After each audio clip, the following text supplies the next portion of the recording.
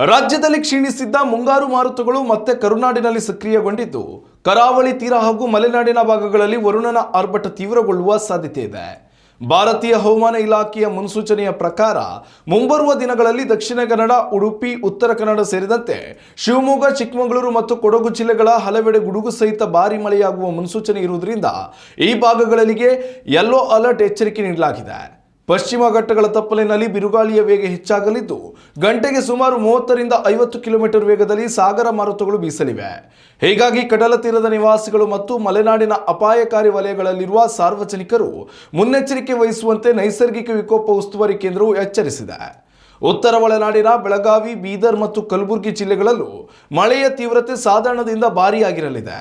ಕಳೆದ ದಿನಗಳಲ್ಲಿ ಉತ್ತರ ಕನ್ನಡದ ನೀಲಕುಂದ ಭಾಗದಲ್ಲಿ ಗರಿಷ್ಠ 9 ಸೆಂಟಿಮೀಟರ್ ಮಳೆ ದಾಖಲಾಗಿದ್ದು ಇಡೀ ಪ್ರಾಂತ್ಯದಲ್ಲಿ ಮುಂಗಾರು ಚಟುವಟಿಕೆಗಳು ಗರಿಗೆದರಿವೆ.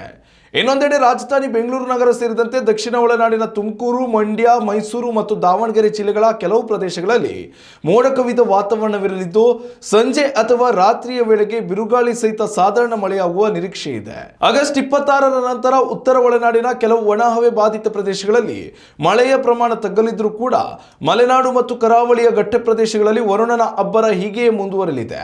ಸಾರ್ವಜನಿಕರು ಹಳ್ಳ ಕೊಳ್ಳ ಹಾಗೂ ಜಲಪಾತಗಳ ಬಳಿ ತೆರಳುವಾಗ ಎಚ್ಚರಿಕೆ ವಹಿಸಬೇಕು ಮತ್ತು ವಾಹನ ಚಾಲಕರು ರಸ್ತೆ ಸುರಕ್ಷತೆಯ ನಿಯಮಗಳನ್ನು ಪಾಲಿಸಬೇಕು ಎಂದು ವಿಪತ್ತು ನಿರ್ವಹಣಾ ಇಲಾಖೆ ತಿಳಿಸಿದೆ. ಉತ್ತಮ ಸಂಸ್ಕಾರಯುತ ಶಿಕ್ಷಣದೊಂದಿಗೆ VSS English medium CBSE school Udupi Muddur. ನರ್ಸರಿಯಿಂದ 10ನೇ ತರಗತಿವರೆಗೆ ಶಿಕ್ಷಣದ ಜೊತೆಗೆ 5 ರಿಂದ 10ನೇ ತರಗತಿವರೆಗಿನ ವಿದ್ಯಾರ್ಥಿನಿಯರಿಗೆ ಉತ್ತಮ ಹಾಸ್ಟೆಲ್ ಸೌಲಭ್ಯವೂ ಇದೆ.